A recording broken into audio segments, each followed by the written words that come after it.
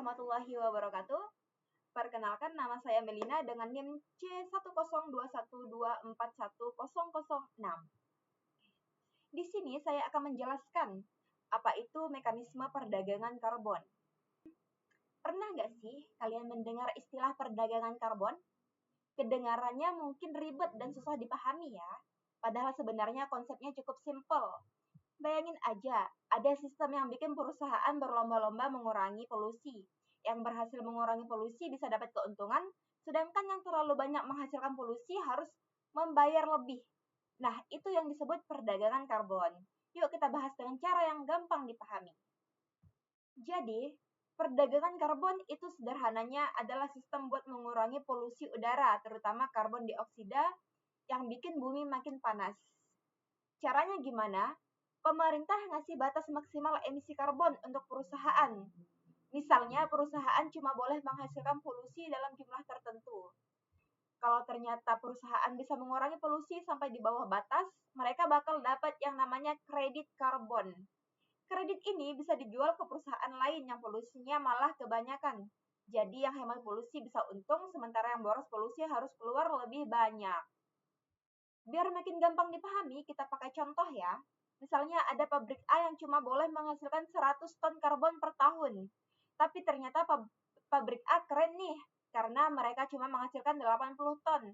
Artinya masih ada sisa 20 ton dan sisa itu jadi kredit karbon. Nah, ada juga pabrik B yang malah menghasilkan 120 karbon. Berarti dia kelebihan 20 ton dari batas yang ditentukan. Karena kelebihan, pabrik B harus beli kredit karbon milik pabrik A. Jadi intinya, perusahaan yang berhasil mengurangi polusi bisa jual sisa hak emisinya ke perusahaan lain. Dengan begitu, jumlah polusi tetap bisa dikontrol. Kalau masih bingung, coba bayangin perdagangan karbon itu kayak kuota internet. Misalnya kamu dikasih kuota internet tiap bulan.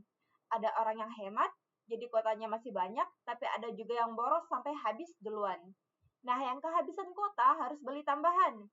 Kurang lebih perdagangan karbon juga kayak gitu. Bedanya yang dijual bukan kuota internet, tapi jatah menghasilkan emisi karbon. Di sistem perdagangan karbon ini, ada beberapa pihak yang terlibat. Pertama, pemerintah. Mereka yang mengatur batas emisi, bikin aturan dan ngawasin supaya semuanya berjalan dengan benar.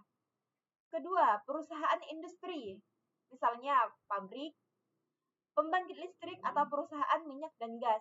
Mereka bisa jadi pembeli atau penjual kredit karbon. Ketiga, ada proyek hijau, misalnya pengelola hutan atau energi terbarukan seperti tenaga surya dan seperti energi terbarukan tenaga angin. Mereka bisa menghasilkan kredit karbon karena membantu mengurangi emisi. Terakhir ada bursa karbon, yaitu tempat jual beli kredit karbon dilakukan supaya transaksinya aman dan jelas.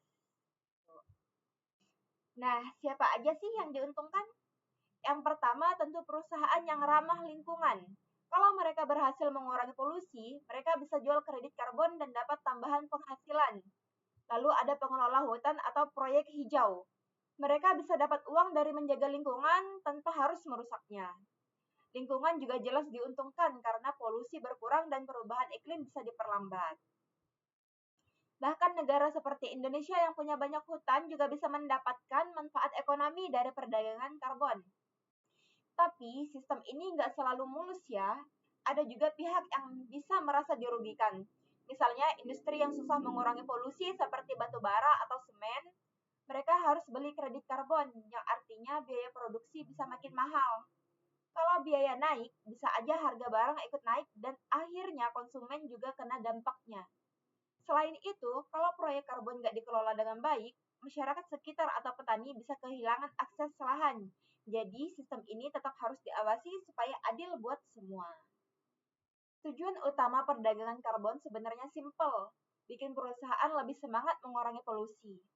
Karena kalau mereka berhasil mengurangi emisi, ada keuntungan yang bisa didapat.